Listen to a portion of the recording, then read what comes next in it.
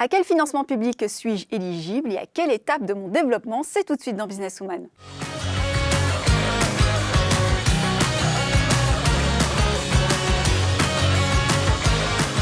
Bonjour à tous et bienvenue dans Businesswoman, dédié aujourd'hui au financement public. Alors qu'il s'agisse de subventions, d'avances remboursables ou de prêts, de nombreux dispositifs existent, principalement au niveau régional, national et européen. Alors à quel type de financement public suis-je éligible? À quelle étape de mon développement? Eh bien, pour m'accompagner sur ce sujet, deux intervenantes. Avec pour commencer Milena Stošković. Bonjour. Bonjour Linda. Vous êtes cofondatrice de If Start. Vous êtes spécialisée dans l'accompagnement et dans l'obtention de financement public. Tout à fait. Face à vous, Feng Li. Bonjour. Bonjour Linda. Vous êtes fondatrice de Silair et vous avez également pu bénéficier de fonds publics. Vous allez venir témoigner aujourd'hui sur cet accompagnement. Tout à fait. Alors, les téléspectatrices ne vous connaissent pas. On a choisi de scroller votre Insta pour vous présenter. C'est parti. Milena Stošković est la cofondatrice et directrice générale de la société If Start. If Start est un opérateur de services dédié à la performance des startups, où qu'ils se trouvent ou quel que soit leur stade de développement. Milena coordonne deux pôles, financement public et le développement international. Elle accompagne les entrepreneurs dans l'élaboration de la stratégie de recherche de financement et les accompagne dans l'obtention des financements publics. Elle les aide également à se développer à l'international avant de s'associer avec Astrid Pralan d'Arcimol et Arnaud Michard pour cofonder If Start. Milena a co-dirigé l'incubateur Arts et Métiers et a accompagné près d'une centaine de startups. Auparavant, elle a piloté les projets collaboratifs au sein de la structure de valorisation de la recherche Amvalor.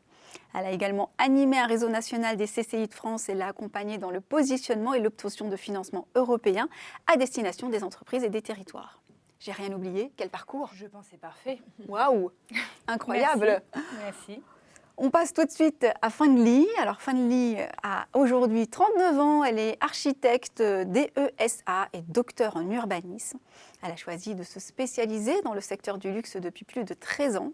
Après 6 ans de travail au sein du groupe LVMH, elle a décidé d'entreprendre, à commencer par se former à travers le programme de HEC, Challenge Plus. En 2016, elle a créé sa première société de consulting, Silair, avec Philippe de Beauvoir, ex-PDG du groupe Bon Marché comme associé. 2 ans plus tard, elle a réuni 6 business angels et a lancé la start-up Privileger Marketplace avec l'ambition d'améliorer l'expérience online et in-store de la clientèle touristique sinophone avant, pendant, après leur voyage de shopping. Li vit à Paris depuis 2003 et elle a choisi la nationalité française en même temps qu'elle se lançait dans l'entrepreneuriat. Depuis la crise sanitaire, les marques partenaires ont d'autant plus besoin de support de sa marketplace afin de pousser leur notoriété en Asie et maintenir les liens avec les clients. Son record, 35 000 € de caviar vendu vers Hong Kong malgré le confinement. Quelle prouesse, bravo Li. Merci. On se retrouve tout de suite pour le libre-échange. Alors pour commencer, peut-être une question avec vous, Milena. Quel est finalement le spectre, la diversité des dispositifs aujourd'hui à disposition des entrepreneurs s'agissant de financement public? Quelle question! Vaste sujet. Un très vaste sujet, effectivement. On parle beaucoup des financements publics, on parle de grande disponibilité de financement public, ce qui est vrai. C'est une vérité que la France est l'un des pays champions d'aide aux entrepreneurs. Cependant, c'est parfois très compliqué de s'y retrouver, de comprendre, de savoir ce qui existe. On peut dire effectivement qu'il y a beaucoup de dispositifs et qu'en fonction de différents acteurs, différents niveaux administratifs, les acteurs peuvent être différents bien sûr et proposer eux-mêmes des différents niveaux de financement. Vous l'avez dit dans l'introduction, on peut avoir des subventions, des prêts d'honneur, des aides remboursables, des prêts à l'innovation, etc. Il y a beaucoup de dispositifs et à cela s'ajoute la complexité territoriale française, complexité ou la richesse. Et là, on peut avoir des dispositifs qui proviennent des territoires, des départements, des communautés des communes, des agglomérations, des régions, de l'État et de l'Europe. Alors là, comment s'y retrouver? C'est une vraie question. Mais si on devait les regrouper en grandes familles, vous diriez que par exemple les prêts d'honneur, donc ça c'est on va dire les subventions remboursables, allez, 3, 4, 5 grandes familles? On peut dire qu'on peut déjà identifier en fonction des acteurs. On a les acteurs de des régions, départements, l'État, l'Europe. Et on peut avoir des acteurs associatifs qui vont avoir une grande aide de la part de l'État. Les acteurs, on va dire, comme les régions, les départements, vont attribuer des subventions généralement, des aides remboursables, des prêts, toujours avec des taux très, très avantageux. Et on aura les acteurs associatifs de type réseau initiative, réseau entreprendre, etc., qui vont accorder souvent les prêts d'honneur et ou les garanties. Alors justement, l'IFANG, c'est un sujet que vous connaissez bien puisque vous avez réussi à obtenir effectivement ces fonds publics grâce à Point du Jour notamment. Aujourd'hui, vous avez obtenu combien de subventions et à hauteur de combien? D'accord, on a eu 2 subventions, toujours accompagnées par Point du Jour. Donc le premier, c'est PIA 1, quand on s'est lancé, c'est 30 000 euros. Et deuxième, c'est InnovApp. Donc, on a eu l'année dernière pour 26 000 euros. Et qu'est-ce que ça vous a permis de concrétiser dans la matière? Disons qu'en fait, quand on démarre un projet, c'est-à-dire pour le PIA 1, on est intégré dans l'incubateur ParisTech. Et en ce moment-là, on a eu le droit d'aller demander cette subvention-là. Et ça nous permet d'avoir, une confiance. Parce que BPI voit tellement de projets, il fait un tri et si notre projet est accepté, c'est-à-dire quand même c'est une sorte de validation de sa valeur.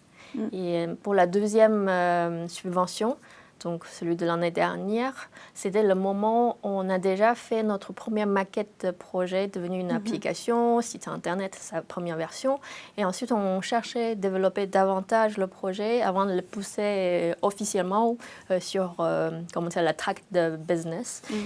Cette deuxième subvention qui soutient notre deuxième étape d'innovation, qui nous permet d'aller chercher notre deuxième phase de développement business, en fait. Alors, Fanly en parle avec tellement de simplicité et de légèreté. Est-ce que c'est aussi simple d'obtenir ce type de subvention? Alors je souhaiterais vous féliciter parce qu'effectivement, si vous les avez eus, c'est que votre projet tient la route. Oui. Ça, c'est sûr. Est-ce que c'est facile? Oui et non. Alors, pourquoi oui? Oui, si le projet est bon.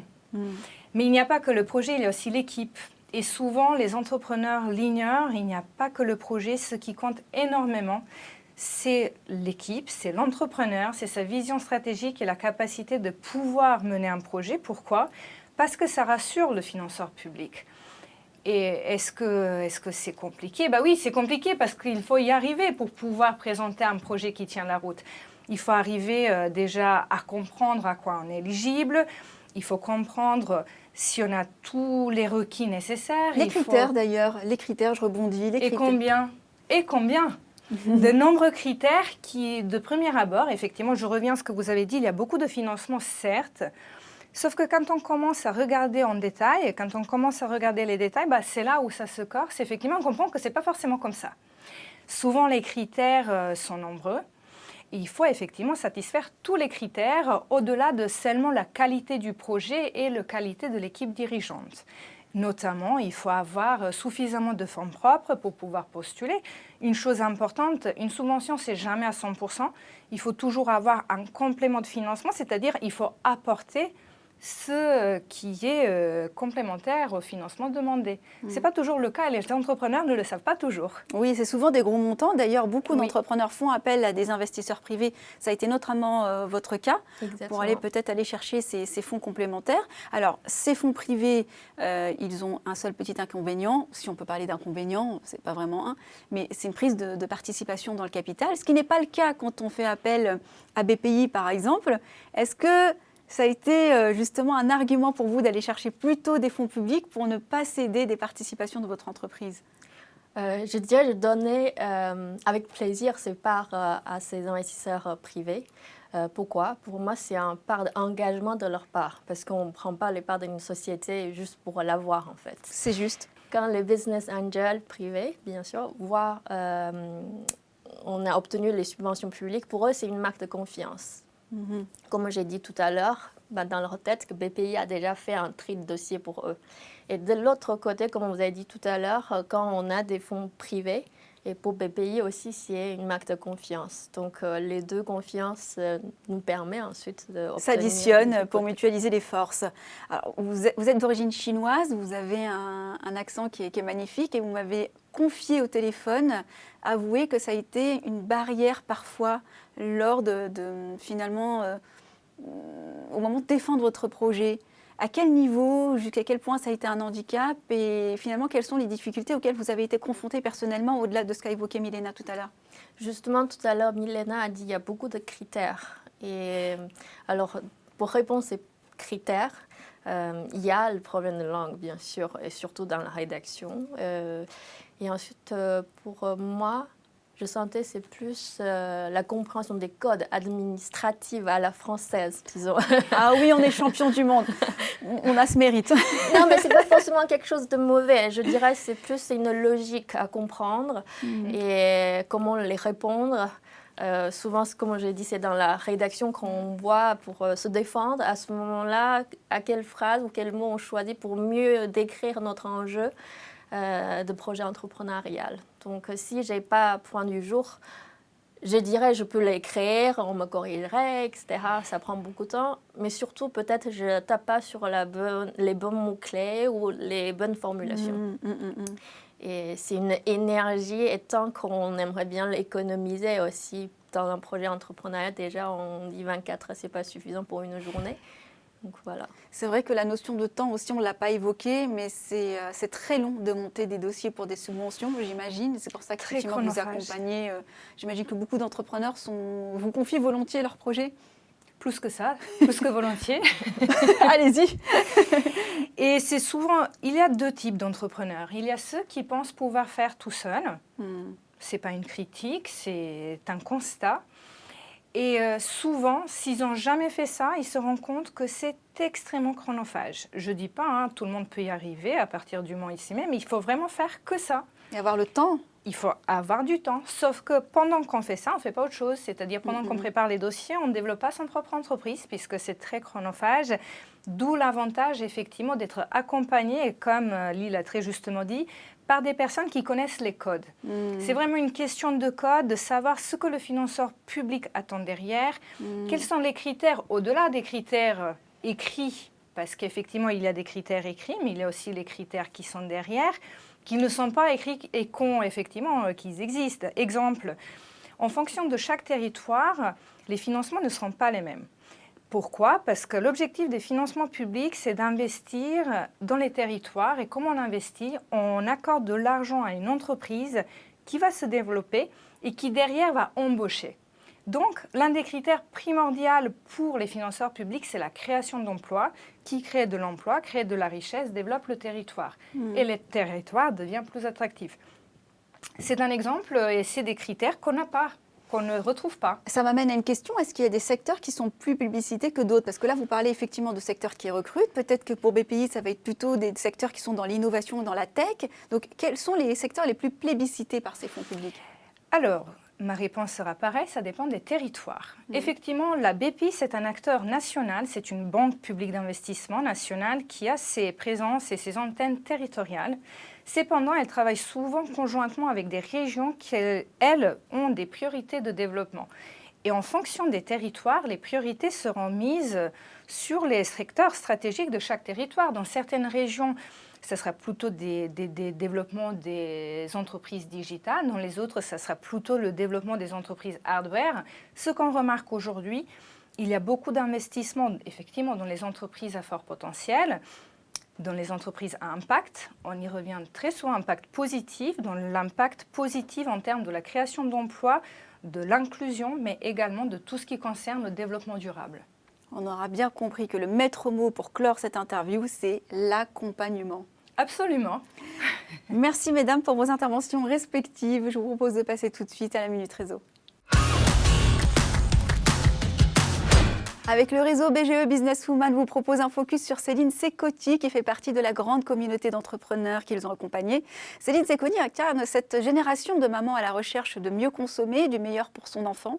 Issue d'une formation en pharmaceutique et ayant occupé des postes marketing, Céline imagine la première box pour les petites filles. Alors une box qui associe cosmétiques, accessoires, loisirs et gourmandises, issue de marques françaises, engagées, responsables et porteuses de valeurs fortes. On y trouve également des idées créatives à faire avec des éléments de récup afin de sensibiliser les enfants au recyclage et au respect de l'environnement. Cette belle aventure a commencé en décembre 2019 pour donner vie à son projet. Céline Secotti, alors en couveuse d'entreprise, réalise une campagne de crowdfunding sur Ulule avec une livraison de la première box sous le sapin. Avec un objectif atteint de 390%, cette campagne a été un véritable tremplin pour le démarrage. Une vitrine qui lui a donné une belle visibilité auprès du grand public, mais aussi de la presse. Alors, petite réaction sur Ulule, qui est une campagne de crowdfunding finalement. Qu'est-ce que vous pensez de ce type de financement précisément, Milena d'abord? Ce n'est pas le financement public proprement parlé. Bien sûr. Tout à fait. Après, ça dépend des projets. Tous les projets n'y s'y prêtent pas.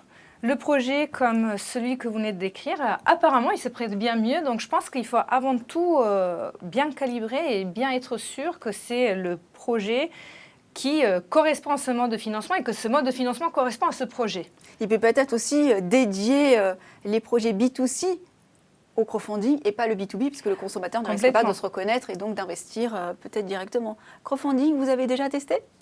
Non, mais pas pour le financement, mais on l'a intégré dans une étape pour la démarche marketing, parce qu'on trouve que c'est là qu'on peut faire une belle promotion de communication. Pas faux, assez juste. Merci en tous les cas d'avoir été avec nous. Merci Linda. Merci Linda. Merci à vous de nous avoir suivis sur Demain TV. On se retrouve bientôt pour un prochain numéro de Businesswoman. Entre-temps, n'hésitez pas à liker nos pages Facebook et YouTube.